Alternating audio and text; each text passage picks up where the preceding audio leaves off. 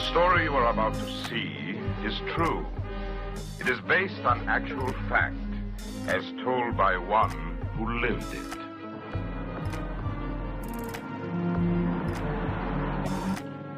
Well, Mr. Johnson, it appears if we can guarantee delivery by mid-April, we can consummate the deal. Well, actually, Mr. Latham, we could stretch our side as far as the 20th, but certainly not beyond that. We have delivery schedules we must meet also. Yes, of course. Well, I'll check with our factory. I think we should be able to have a confirmation for you by, shall we say, noon tomorrow. That'll be fine, thank you. Now, how about some tea? Perhaps a drink. I understand you Americans enjoy a bit of a drink in the afternoon. Well, Texans damn sure do. I'll take a whiskey with ice, if you have it, lad. Yes. Johnny, would you please? I'll have scotch and water. Thank you. That's an unusual map. Yes, I suppose it is now. I keep it here as sort of a souvenir. Looks like a military map. World War II, isn't it? Yes. Were you in the war? Hell yes. I spent 4 years in the Marines, hopping those damn cruddy islands over in the Pacific. How about yourself? Well, yes, but nothing quite that exciting, I'm afraid. I was a staff officer, a major with SHAPE, Supreme Headquarters Allied European Forces. But I'm afraid I never got out of London. Thank you, John. I'm afraid the Major is being a little bit modest. Even if he never did leave London, the fact of the matter is Major Latham directed one of the most unusual spy cases of the war. If it hadn't been for him, we might all be speaking German here today. Espionage, really? And it won the war for us? And I don't think I'd go quite that far. I would. Tell me about it, if you don't mind. I'd love to hear it. It's your story, Mr. Latham. You tell me. Well, Johnny, I don't want to bore Mr. Johnson with old war stories. I'm sure with 4 years in the Pacific, my exploits are going to seem a bit tame. Not at all. I'd really like to hear it, if you don't mind. Oh, I don't mind. As a matter of fact, I rather enjoy reliving it. Now, let's see. Where should I begin? Well, there was a German by the name of Hans Pabst von Ohain. He developed the axial flow turbojet in 1939, and shortly thereafter, he demonstrated it in Paris. A few years later, the Nazis had all but taken over the whole of Europe, and England itself was under constant bombardment. We were aware of Germany's superior strength at this point of the war, but we were in hopes that we, along with our allies, could eventually turn the tide in our favor. The American commander, General Olson, and myself had devised a rather bizarre scheme, which nevertheless we felt had great merit. He had arranged a joint meeting in temporary Allied headquarters with the French and the Russians. Intelligence reports that Karl Stahl, the man basically responsible for building this German jet fighter, died of a heart attack. That's excellent, General Olson. That's quite a break for us. Yes, it is. But there are many scientists there that could take his place. Now, what we're particularly concerned with right now is his assistant, Martha Grossman. I think Major Latham can fill you in on that. Major? Thank you, General Olson. I'll try. You see, gentlemen, for some years, Martha Grossman has been sympathetic to the Allied cause, and she's been sending information back pertaining to their experiments to our rocket experts here in London. Now, judging from that information, we are quite far behind in the development of this aircraft and its fuel. We're greatly concerned that should they be first in the air with this type of aircraft, they could defeat us soundly in the skies. So, what happened to this Miss Grossman? That is our problem. Martha Grossman is a Jew. She was safe as long as Stahl was alive and protecting her, but immediately after his death, she was removed from the project and placed into a concentration camp. I'm sure the Germans questioned her loyalty, or otherwise she would have been allowed to continue, a Jew or not. Thank you, Major. Right now, we're doing everything we can with sabotage, bombing raids, and so forth to try to stop the Germans from their experiments and manufacture of this jet aircraft. But we feel that if we could possibly contact Martha Grossman, there's a very good chance that she would have information that could quickly solve a lot of our problems and really get us back in the race. But where is this Martha Grossman now? Well, underground sources have traced Martha Grossman's whereabouts to a special Nazi woman's prison camp near the village of Steingarten. Steingarten is here, and the prison camp, about 3 miles south, is about here. The Steingarten is used as a rest and recuperation area for frontline German officers. The women, mostly Jewish, are in the camp for the sole purpose of being prostitutes. Now, our plan is simply this. We want to place 2 of our women inside that camp. Now, their assignment will be to locate Martha Grossman, obtain and memorize as much of the information pertaining to her experiments in jet engines as they can. That sounds a little far-fetched. Well, perhaps. But for our sake, I certainly hope that it isn't. Those women would be worse than whores. Who could you possibly find to undertake an assignment such as this one? General Olson had, of course, already made his selection. The American Women's Army Corps files provided us with 27 names that were excellent possibilities. These 2 officers were the final choice. Gentlemen, may I introduce WAC Lieutenants Linda Harmon and Grace Freeman. Both of these officers with full previous knowledge of the assignment have volunteered to aid us. Won't you sit down, please? It's my opinion that Lieutenants Harmon and Freeman are excellent choices for this assignment. Both of them are experts in the field of guerrilla warfare, hand-to-hand combat, and karate. In addition, they both speak French and German. I feel confident that these women can handle the mission. But even if they do find Martha Grossman, suppose she's too ill to be moved or killed in the escape, then all of this is for nothing. The Germans are not going to sit by while these 2 ladies take notes. We have, of course, considered that. These 2 women have recently undergone extensive training and memorization with the Army Intelligence Corps at Fort Holabird in Baltimore. They have almost total recall of everything they have heard or read. If I may demonstrate. What is your age, General? 47. Thank you. Memorize from page 47 until I stop. I know what you all must be thinking, but this jet project has top priority. We must try anything, I repeat, anything, that has the slightest chance of giving us the information we so desperately need. Ladies, if you will close the manual and repeat in unison from page 47. A general area survey is a continuing study by investigators of military installations or adjacent areas to determine whether or not the security measures in force are adequate. On military reservations, the survey is conducted to determine the adequacy of the security of specific facilities. The survey of communities normally includes a study of civilian population, local law enforcement agencies, enforcement procedures, and the specific conditions conducive to crime within the area. This survey may be overt. Thank you very much, Lieutenants. That's very good. Truly remarkable. Then I presume we have your approval? All right, Major, if you'll continue. Well, it seems we're in agreement. Ladies, you will be parachuted in, and once there, you will be met by Captain Robert Calais of the French Underground and his men.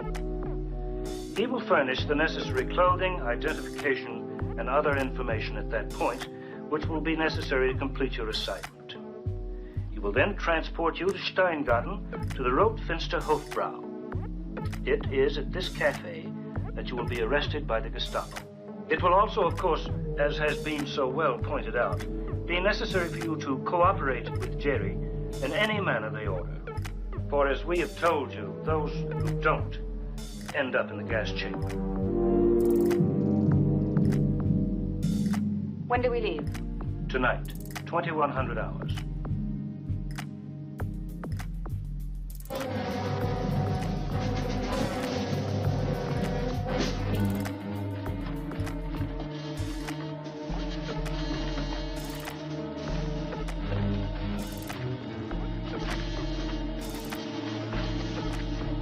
The parachute drop went off without incident.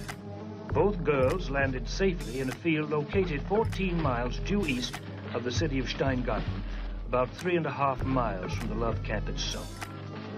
Jerry was well aware of resistance activity and had patrols out constantly searching the area.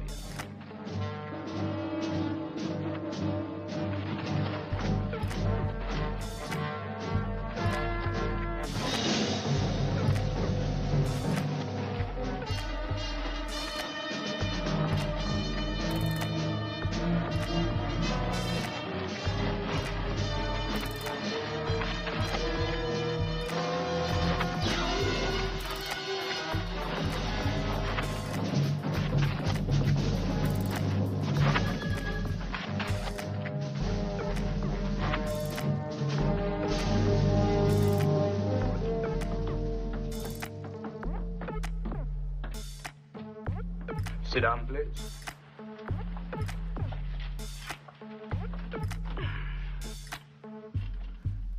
Ladies, I'm Robert Calais. Here are your credentials. You are Bertha Lichstein, and you are Carol Strasbourg. Now, here is a history of yourselves. I understand you can memorize completely. Yes, we can. It tells who your mother, your father were, where you were born, and so forth. Now, as you know, you will have exactly 5 days once you're in the camp to secure and memorize all the information that is necessary. Martha Grossman is still in the camp. Since all the women are housed in one barrack, you should have no trouble contacting her. It is necessary that you make her believe that you are allies and not German spies, or she will tell you nothing. That's going to take some convincing. Do you have something you could give us? Something to prove who we are? You'll be thoroughly searched by a doctor and bathed before being placed in the camp. It is impossible to smuggle anything in that would help you to win her confidence. So we must rely on your memory. Memory of the past experiences that she was involved in. Here, therefore, is a list of our people that she has communicated with. Memorize it. Now, let's get started. Suppose you change. Where can we change? Right here. Here? Perhaps your mission has not been clearly explained to you. For the next 5 days, you are going to be whores for the Third Reich. And you will have to be convincing in that task. I think you will find from this moment forth, there is no room for modesty in your personalities. And besides, I have no time for it. I'll get changed.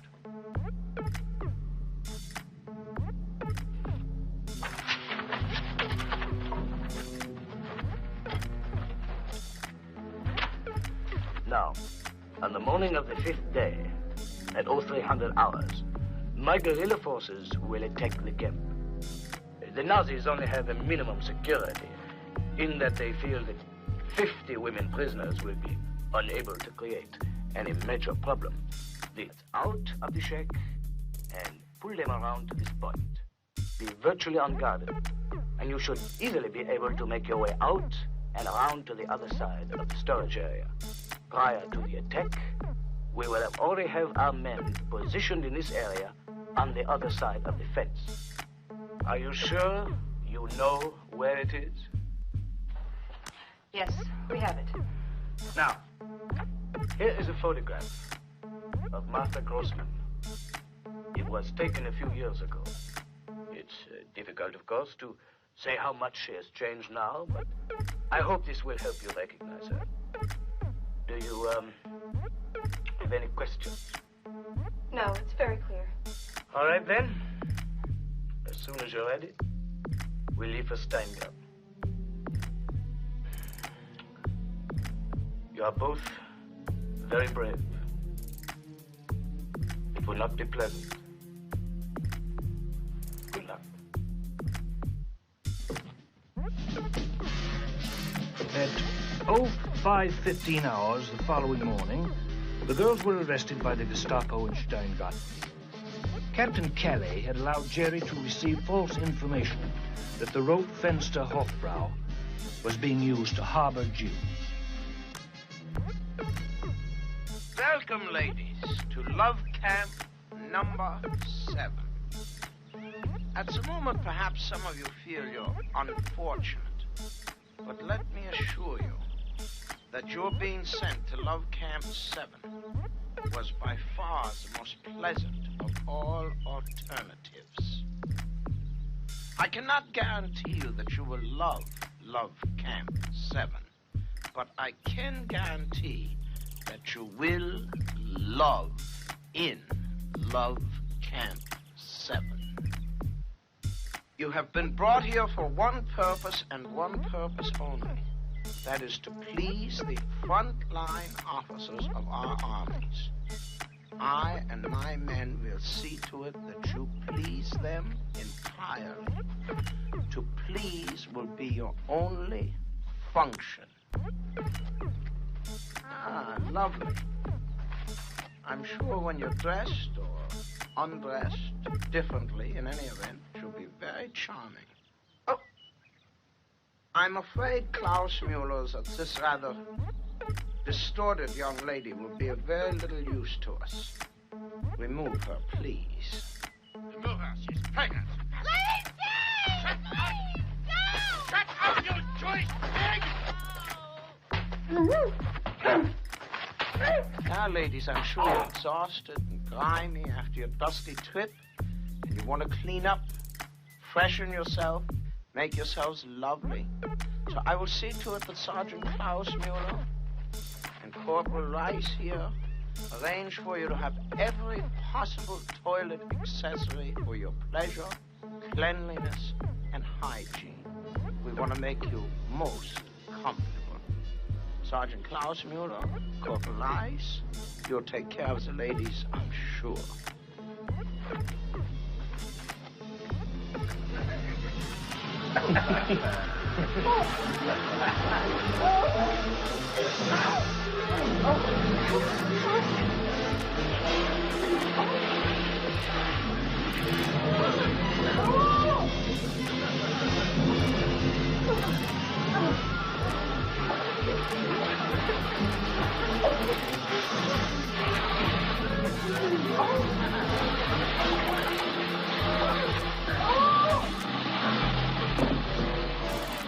Get up!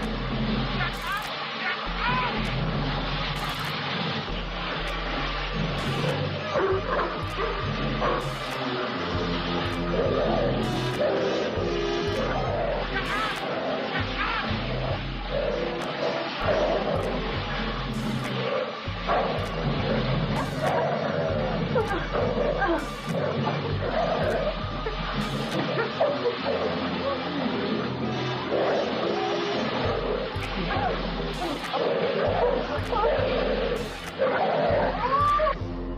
Well, ladies, I trust you find yourself refreshed after your little shower. Each one of you girls has been chosen to work in Love Camp 7 to serve the Third Reich with your bodies and your will. If any one of you finds that choice distasteful, then let us know now so that we can give you your alternatives. But I assure you, the alternatives you will find increasingly distasteful. For instance, Auschwitz, Belsen, Dachau. Actually, I think you'll find this camp is not nearly as bad as you would imagine. In fact, it's almost a holiday. You'll be fed regularly. You'll have warm, comfortable clothing. You'll be expected to keep yourself clean. Each of you will be issued a ration of cosmetics, and you will be expected to use those cosmetics in order to keep yourself attractive for the officers of the Reich. Now then, before you go to your barracks, there are just a few formalities. For instance, we have to have a medical inspection to see that everybody's in good health. However, we have seen to it that you never suffer an indignity in Camp 7. We are not going to subject you to an examination by one of the guards, or even a male doctor. We have gone to the great trouble to secure a female doctor so that none of you Jewish ladies will have any of your high sensitivities offended. Send in the doctor for me, please.